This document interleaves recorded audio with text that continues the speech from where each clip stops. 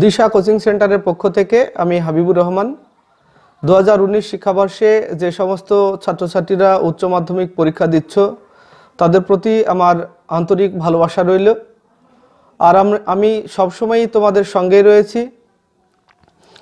আমরা আমাদের এই চ্যানেলে এর আগেও আমরা দর্শন, রাষ্ট্রবিজ্ঞান, ইতিহাস, শিক্ষাবিজ্ঞান, ভূগোল সমস্ত বিষয়ের উপরেই কলা বিভাগের সমস্ত বিষয়েই সাজেশন দিয়েছি।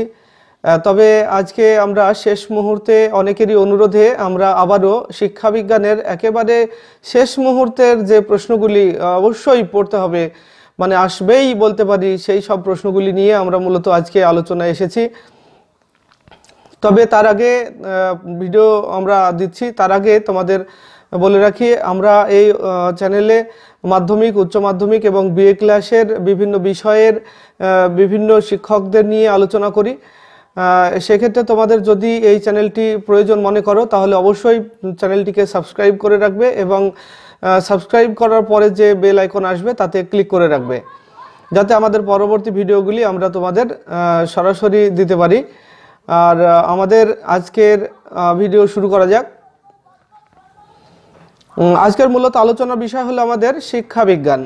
শিক্ষাবিজ্ঞানের যে প্রশ্নগুলি অবশ্যই তোমাদের পড়তে হবে। শিক্ষাবিজ্ঞানের তিনটে গ্রুপে প্রশ্ন হবে, চারটে গ্রুপে প্রশ্ন হবে। গ্রুপ এ থেকে দুটি প্রশ্ন লিখতে হবে 8+8 এবং গ্রুপ বি থেকে প্রশ্ন লিখতে হবে দুটি 8+8। গ্রুপ সি থেকে লিখতে হবে একটি 4 মার্কের প্রশ্ন এবং গ্রুপ ডি থেকে লিখতে হবে একটি 4 মার্কের প্রশ্ন। গ্রুপ এ থেকে 5টি প্রশ্ন অত্যন্ত গুরুত্বপূর্ণ। আমি 5টি প্রশ্ন বলবো তোমাদের, অবশ্যই এই 5টি প্রশ্নের মধ্যেই কমন পাবে। মনোযোগ বলতে কি বোঝো? শিক্ষাক্ষেত্রে মনোযোগের ভূমিকার মূল্যায়ন করো। সাধারণ মানসিক ক্ষমতা বলতে কি বোঝো? স্পির আর ম্যানের দ্বি উপাদান তত্ত্বটি আলোচনা করো। এই হলো দুটি প্রশ্ন। তৃতীয় প্রশ্ন হলো শিখন ও পরিণামের মধ্যে সম্পর্ক কি? শিখনের ক্ষেত্রে প্রেষণার ভূমিকা কি? চতুর্থ প্রশ্ন হলো আগ্রহ এর সংজ্ঞা দাও। শিক্ষাক্ষেত্রে আগ্রহের গুরুত্ব সম্পর্কে আলোচনা করো। এই 4টে প্রশ্ন। আর পঞ্চম প্রশ্ন হলো অন্তর্দৃষ্টিমূলক শিখন কাকে বলে? অন্তর্দৃষ্টিমূলক শিখনের বৈশিষ্ট্য আলোচনা করো। এই প্রশ্ন 5টি প্রশ্ন অত্যন্ত গুরুত্বপূর্ণ। অবশ্যই এই 5টি প্রশ্ন তোমরা পড়ে যাবে। আর এর সঙ্গে যদি পারো তোমরা আরেকটি প্রশ্ন দেখে যেতে পারো, প্রচেষ্টা ও ভুলের মাধ্যমে শিখনের বৈশিষ্ট্য আলোচনা করো। এই প্রশ্নটিও পারলে দেখে যেও। এবারে আসছি আমি গ্রুপ বিতে। গ্রুপ বি থেকে আমি 4টে প্রশ্ন দেব তোমাদের, যে 4টে প্রশ্ন অবশ্যই আসবে এবং এর মধ্যেই তোমরা কমন পাবে আশা করব। বিশ্ববিদ্যালয় শিক্ষার পাঠ্যক্রম সম্পর্কে রাধাকৃষ্ণন কমিশনের সুপারিশ আলোচনা করো, অর্থাৎ বিশ্ববিদ্যালয় কমিশনের সুপারিশ আলোচনা করো। এই প্রশ্নটি অত্যন্ত গুরুত্বপূর্ণ। আর এই সঙ্গে এই গ্রুপের উপরে আরেকটি প্রশ্ন তোমরা অবশ্যই দেখে রাখবে, কারিগরি শিক্ষা কাকে বলে? বৃত্তি ও কারিগরি শিক্ষার প্রয়োজনীয়তা ব্যক্ত করো। এই প্রশ্নটিও অত্যন্ত গুরুত্বপূর্ণ।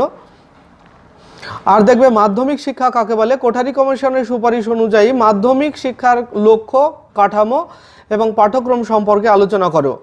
আর সবশেষ প্রশ্ন বলবো এই গ্রুপের উপরে, অপারেশন ব্ল্যাকবোর্ড বলতে কি বোঝায়?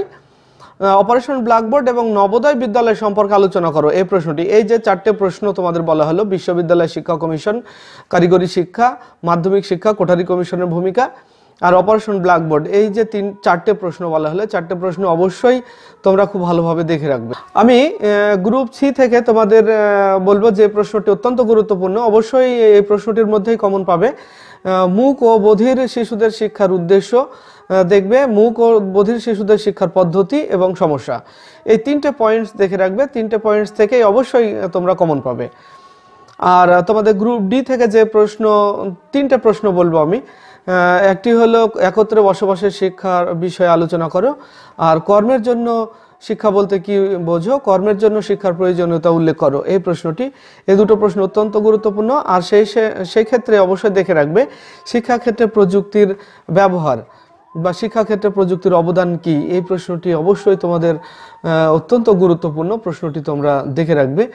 এই আমরা আজকে আলোচনা করলাম শিক্ষাবিজ্ঞানের অত্যন্ত কম প্রশ্ন নিয়ে আলোচনা করলাম আমরা। অবশ্যই তোমরা এই প্রশ্নগুলির মধ্যেই কমন পাবে। তোমরা আমাদের এই চ্যানেলটি যদি ভালো লাগে এবং যদি প্রয়োজন মনে করো তাহলে অবশ্যই আমাদের এই চ্যানেলটিকে সাবস্ক্রাইব করে রাখো।